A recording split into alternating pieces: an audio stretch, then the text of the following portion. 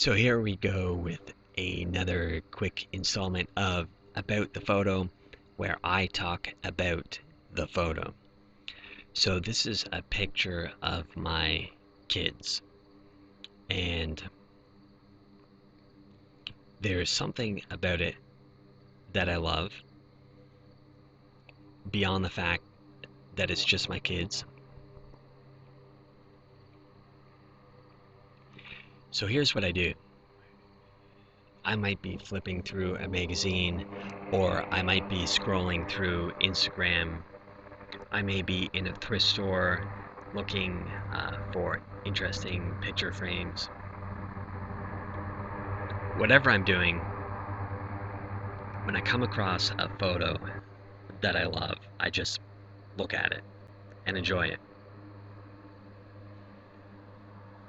Then, inevitably, I end up analyzing the photo and thinking, what is it that I like about this photo? What's going on that I like about it? And there's a whole, there are dozens, hundreds maybe, of little elements that can go into a photo that make it good, that make it kind of stare worthy, the kind of photo where you can just look at it and look at it and look at it. So there is something about this photo that I like, and I'm trying to figure out what it is. So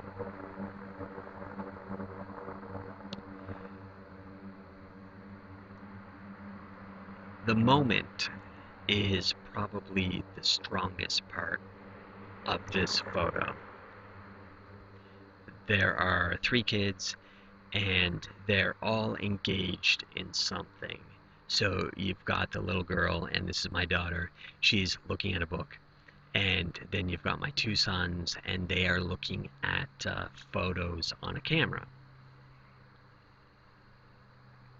The fact that they're all engaged with something makes me kind of curious. Like, I want to know, what are they looking at on that camera? Or what is the book that she's reading? I can see that it's Dr. Dolittle. I'm kind of wondering, I don't really know that story, and so I'm kind of wondering what the story is about. I'm wondering what she likes about it, assuming that she actually likes it. I like the light in this photo. I can tell that the light is coming from the side, and partially it's because of where, what I can see lit up, and then also where the shadow is being cast. So for example, I know this light is coming from the side because the side of his face is lit up here. This side of his face over here kind of falls into shadow, and then of course I can see the shadow being cast by their heads kind of behind them and to the side. So I know that this light is coming from the side, and I am a sucker for side light, and I'm kind of definitely a sucker for backlight. No backlight in this photo, but what I like about side light is that it comes in and skims across the photo, and it's one of the things that helps to give a photo dimension, because photos are just two-dimensional, and if you want them to kind of pop out a little bit, you need to use highlight and shadow. So when one side of the face is kind of bright and the other side is in shadow, that kind of helps to give the photo some dimension. So I like the moment in this photo most of all, and I like the light in this photo. I've already done some editing to this photo, and I've probably cropped it. I've made it black and white. This is a photo that I worked on a long time ago. I'm just kind of sifting through old photos. I made it black and white. As I've mentioned before in other videos, there's something about black and white that kind of strips down the some of the elements of the photo, I mean the color elements of the photo, and simplifies them. And I think when you can simplify a photo, it just brings it closer to that sort of raw, essential kind of moment and feel. Also, if you notice, the photo is kind of symmetrical and kind of not.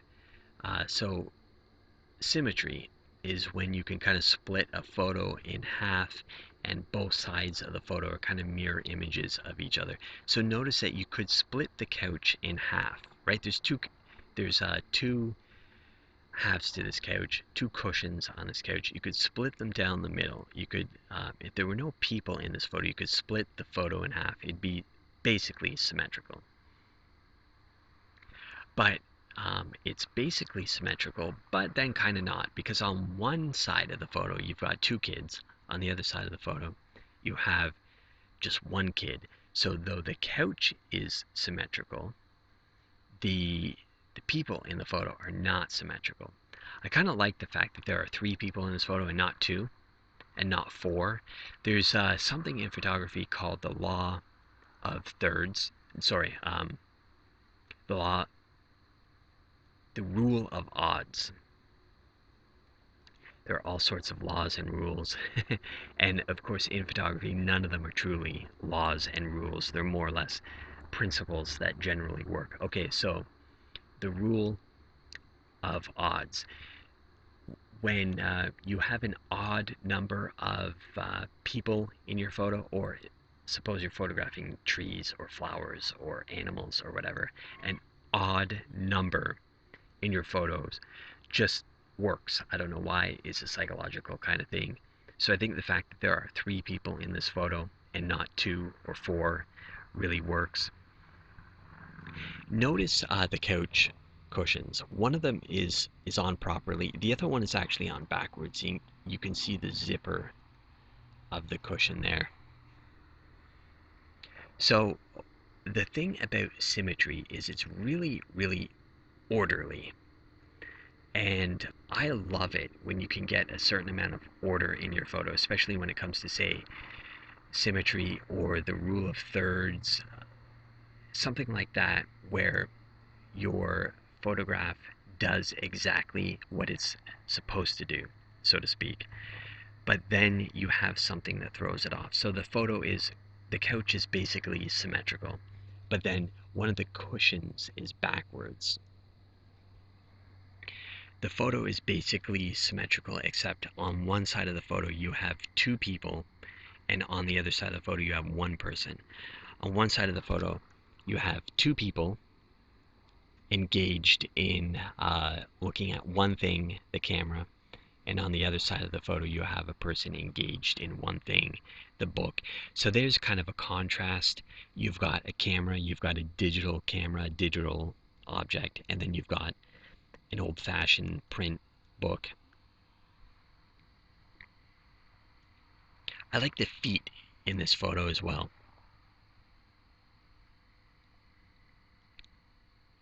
There's nothing unusual about the feet except the fact that you can see them. You can kind of see the bottom of the feet, at least some of the feet in this photo, which I think is interesting, though I don't know why. When it comes to gesture and expression in a photo, I mean, that's what really brings a moment to life.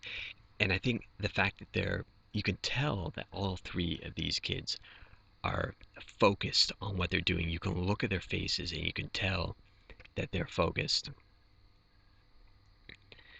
You see the most amount of expression and gesture in faces. You see some of it in hands, and then finally you see some in feet. Feet can express comfort and discomfort. They can express total awkwardness. Hands, faces, so much can be seen in faces, hands, and feet. So I guess I like the fact that you can see faces, hands, and feet in this photo. The faces are clearly engaged with what the hands are holding on to, whether it's a camera or a book. And the feet are not exactly doing anything. They either kind of look comfortable. Well, I think, yeah, they all just look comfortable. And these are my kids, and they're my kids' feet, so I don't know. Maybe that's why I like them. Okay, so there's all kinds of things about this photo. Uh, Black and white, symmetry, side light, chaos, order, contrast, digital, print, gesture, expression. And at this point, as I finish off the video, I just want to explain that some of the weird noises that you're hearing are either the airplanes coming in for a landing or warming up. This is a very active night. I live near a runway, or maybe the campfire beside me crackling away. I'm outside in the middle of the night enjoying a campfire and looking at thousands and thousands of old photos.